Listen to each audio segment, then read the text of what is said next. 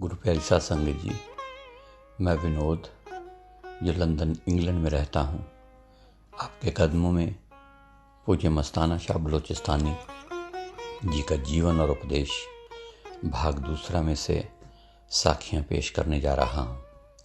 आज कल से आगे साखी कूड़ी माला फेरना। किकरा वाली डेरा में एक पंडित नौहर से आया और पूज्य मस्ताना जी के सामने आकर बहुत रोया। शहंशाह ने पूछा, भगता रोता क्यों है? वह कहने लगा कि मैंने बड़े बड़े सेठों, शाहूकारों और राजा गंगा सिंह की माला फेरी। मेरी 1 मुरब्बा ज़मीन थी, वह भी बिक गई। इस पर पूज्य मस्ताना जी ने फरमाया कि तूने कूड़ों की माला फेरी। क्यों फेरी? अपने अंदर वाले सच्चे राम की फेरनी थी। अगर अंदर वाले जिंदा राम की माला फेरता तो वह तुम्हारी संभाल करता। फिर फरमाया, तुम्हें खुदा दिखाएं? उसने कहा, अच्छा जी दिखाओ, और क्या चाहिए था? पूज्य मस्ताना जी ने गुरमुख बागड़ी से कहा कि अंदर कोठी में एक चीनी की गुथली पड़ी है, वो ले आओ। गुरमुख बागड़ी कोठी में गया और उसने गुथली उठा ली और उसने गुथली में हाथ डालकर देखा, उसमें चीनी के सिवाय कुछ न था। उसने आकर वह थैली पूज्य मस्ताना जी को दे दी। पूज्य मस्ताना जी ने उसी थैली में हाथ डालकर 5 रुपए के नोटों की गड्डी निकाली, फिर 100 रुपयों की गड्डी निकाली, फिर 1 रुपए की गड्डी निकाली। फिर पंडित जी को कहने लगे, देखा खुदा? पंडित बोला कि हाँ साईं जी, देख लिया। इस पर पूज्य मस्ताना जी ने फरमाया कि अगर अंदर वाले जिंदाराम शाहूकार की माला फेरता तो वह तुझे भी इसी तरह से नोट देता, मगर तूने कूड़ों की माला फेरी।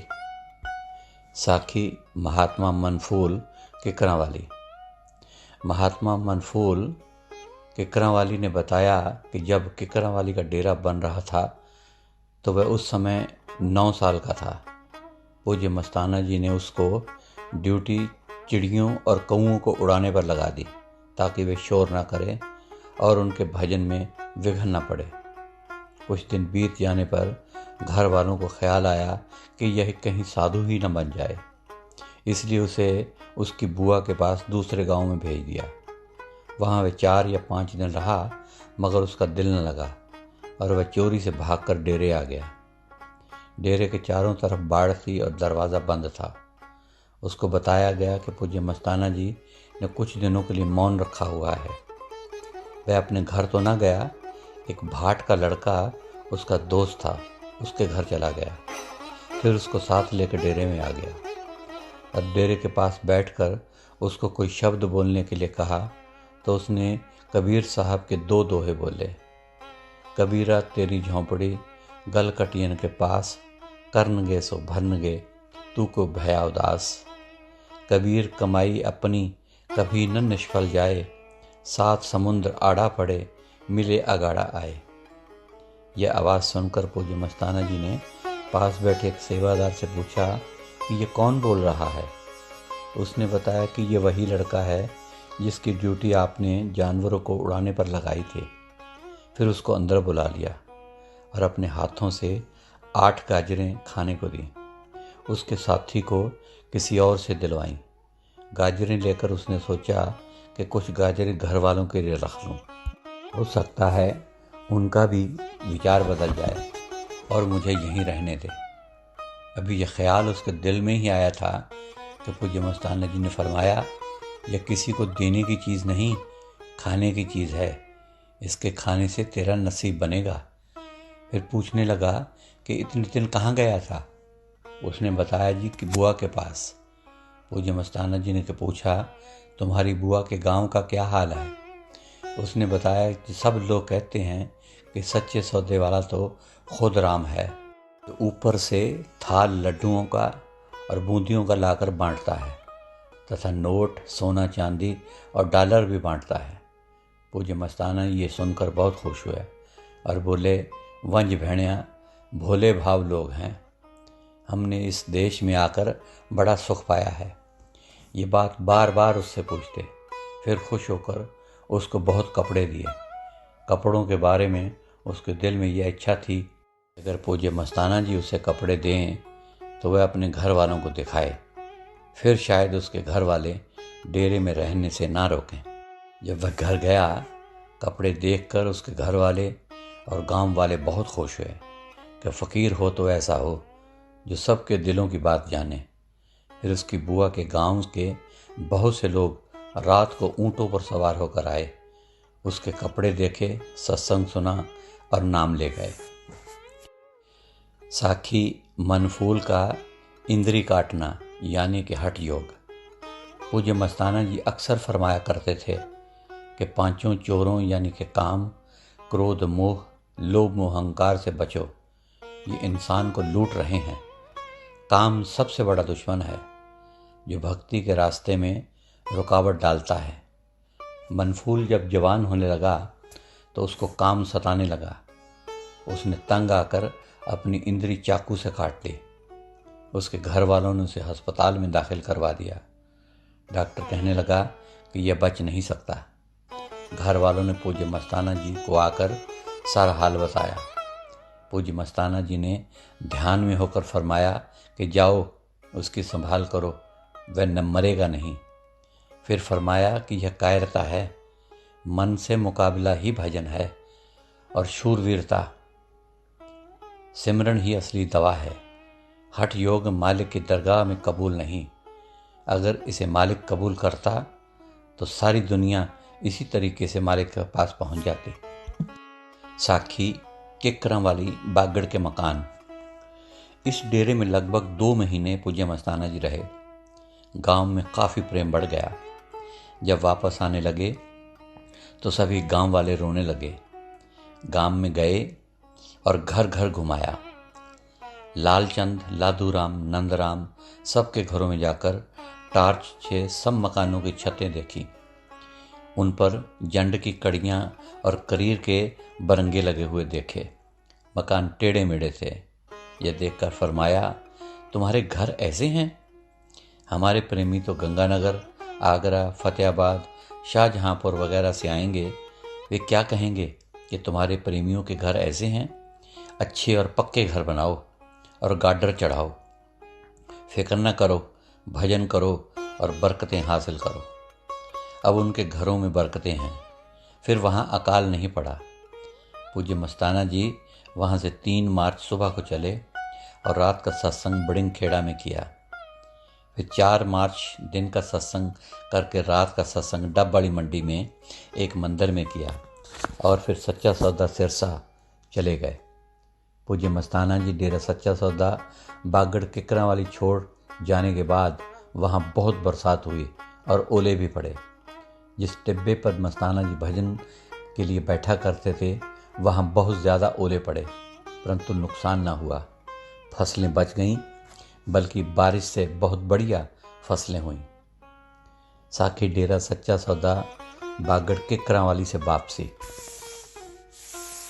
जब पूज्य मस्ताना जी डेरा किकरा वाली से चलने लगे तो महात्मा राम से फरमाया कि चिच्चड़ गाय के लेवे के साथ रहते हैं, दूध नहीं पीते, लहू पीते हैं।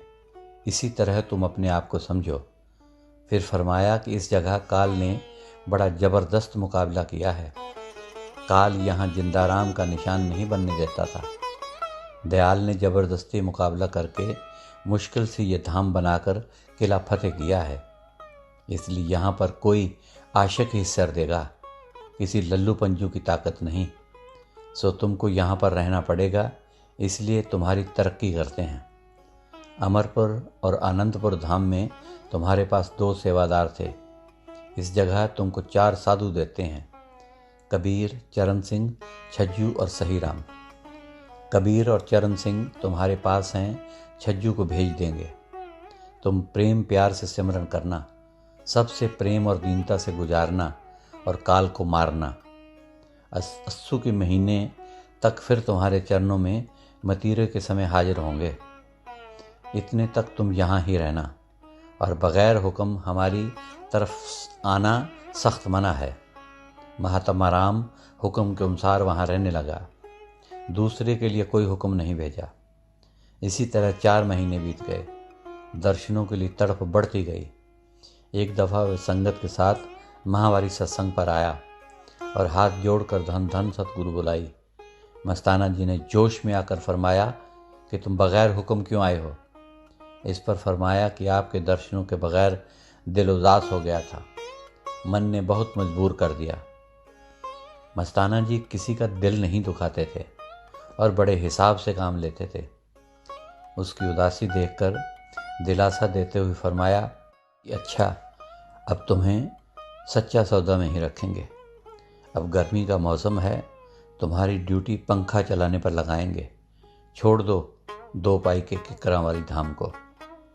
सोमवार के दिन जब सत्संग के बाद संगत वापस जाने लगी तो धन्नाराम ने राम को भेजने के लिए अर्ज की।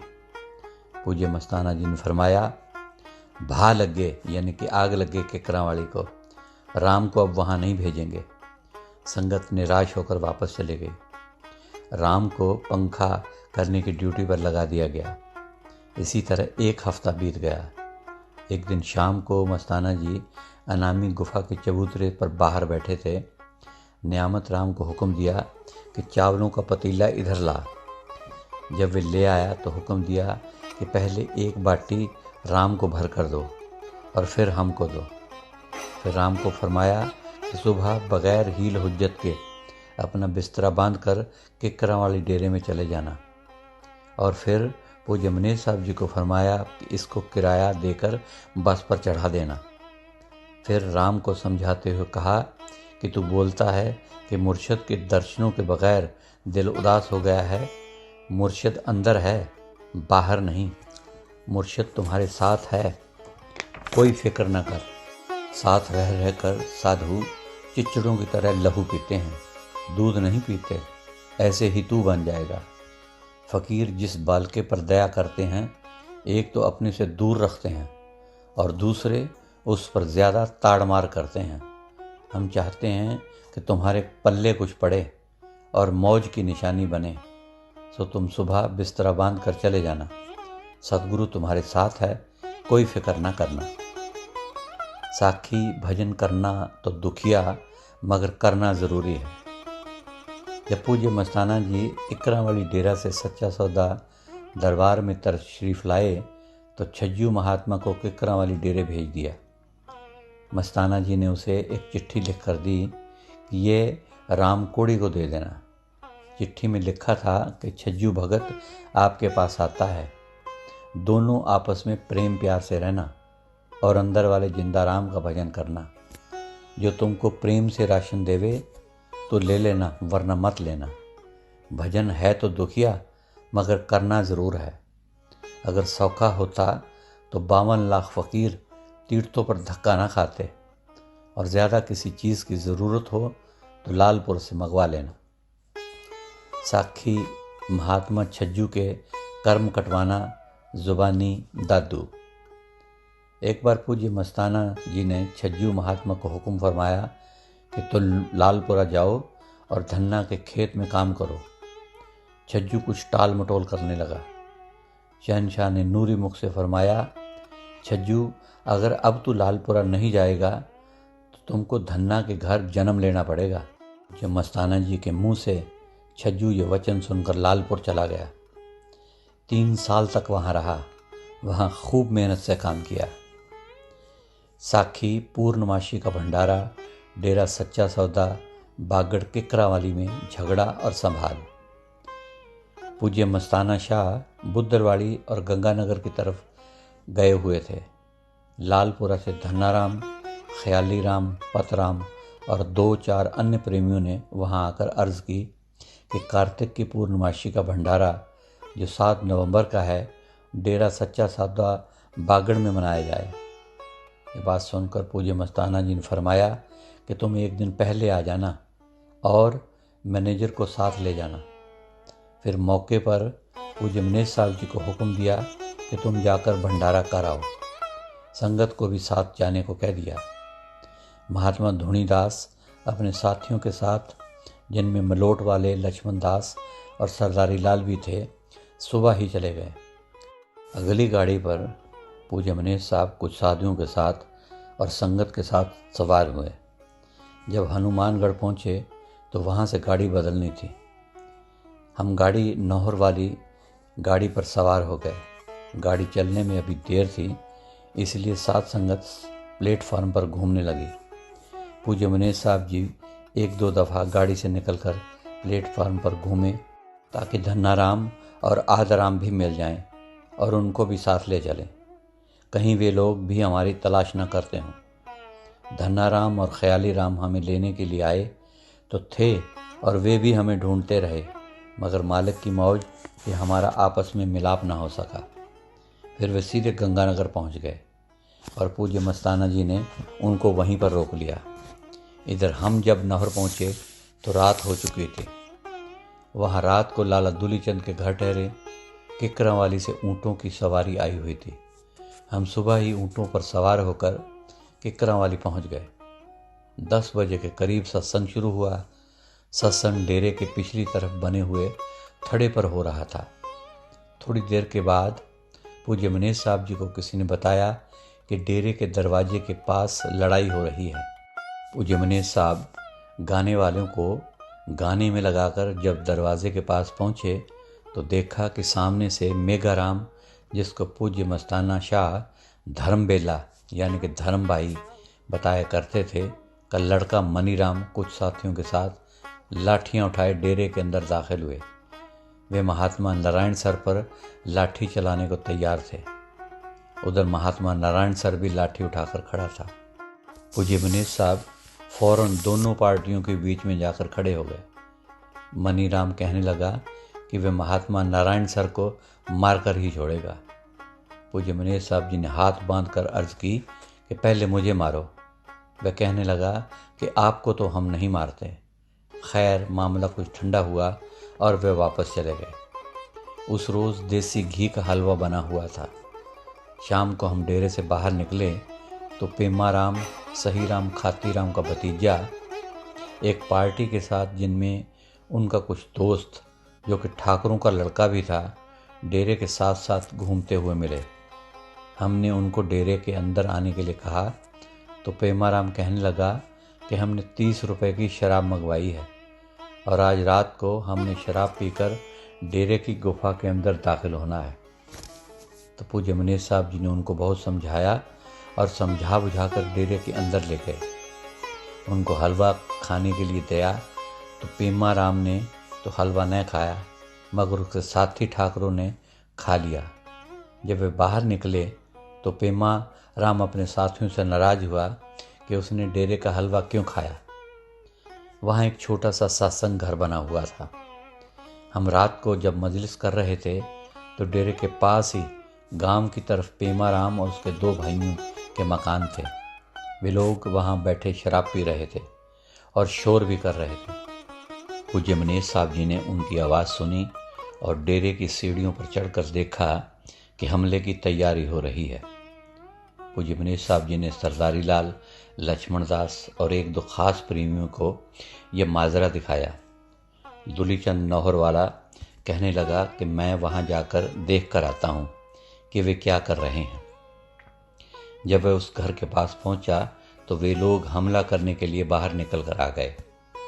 इतने में पेमाराम कहने लगा कि यार आज तो मैनेजर साहब हैं, हम आज नहीं जाते, और वे वहीं पर रुक गए। हम मजलिस के बाद ऊँटों पर सवार होकर नहर पहुँचे और वहाँ से गाड़ी पर सवार होकर वापस गंगानगर चले गए। पूज्य मस्ताना जी ने सारा हाल सुना। अगर उस दिन धन्नाराम और ख्याली राम को वहाँ गंगानगर में ना रोकते तो जरूर कोई ना कोई खून खराबा हो जाता। मेघाराम ऐसा ही आदमी था और कुछ भोला भी था। उसको धर्मबेला कहकर उससे काम लिया करते थे। मनीराम उसका लड़का था। मेघाराम अक्सर कहा करता था कि मेरे धर्मबेले के पास माया तो बहुत है, ऐसे ही खराब करता रहता है और लुटाता रहता है, उसको समझाने वाला कोई नहीं। साखी पूज्य मस्ताना जी का एक ख़ास वचन। जब पूज्य मस्ताना जी किकरावाली गए हुए थे और डेरा शुरू हुआ था तो पूज्य मनीष साहब जी और जज साहब लाला देवी दयाल रोहतकवाड़े और सही राम की बैठक में ही रहा करते थे। अगर कभी कोई ख़ास प्रेमी आ जाता तो वह भी हमारे साथ ही रहता। गांव के जवान और छोटे बच्चे हमारे साथ ही रात को मजलिस पर जाया करते और हमारे साथ ही वापस आ जाया करते। इनमें खास आदराम, हरीराम खाती, चौधरी नंदराम और बहादुर राम रामपुत्र गणपत राम थे। गांव वाले भी पूज्य मनेर साहब जी से बहुत प्रेम करते थे। फिर बाद में जब हम गंगानगर गए तो चक नारायण सिंह में ठहरे थे। वहाँ एक गुफा बनी हुई थी। सरदार बहादुर नारायण सिंह दिल्ली वाले के 4 लड़के थे। 3 लड़कों की ज़मीन के इंतज़ाम पर तो सरदार बलदेव सिंह इंचार्ज थे। एक चौथा लड़का अलग था, उसने अपना इंतज़ाम अलग कर रखा था। उनके करिंदों में से किसी ने नाम नहीं लिया हुआ था। उनका ड्राइवर सरदार था। जब वह पूज्य मनीष साहब जी को मिलता तो फतेह बुलाता और कोई बात भी कर लेता, मगर जब पूज्य मस्ताना जी पास से गुजरते तो अपना मुंह दूसरी तरफ कर लेता। पूज्य मनीष साहब जी ने पूज्य मस्ताना जी से इस बारे में कहा तो पूज्य मस्ताना जी ने फरमाया, किकरावाली वालों ने तुम्हें ही मानना है, हमें नहीं मानना। किकरावाली के लोग अब भी पूज्य मनीर साहब जी से बहुत प्रेम करते हैं। पूज्य मस्ताना शाह बलूचिस्तानी के चोला छोड़ने के बाद गुरमुख बागड़ी किकरावाली डेरे में रहा करता था। कुछ साधुओं ने गांव वालों को भड़काकर उसे बाहर निकलवा दिया।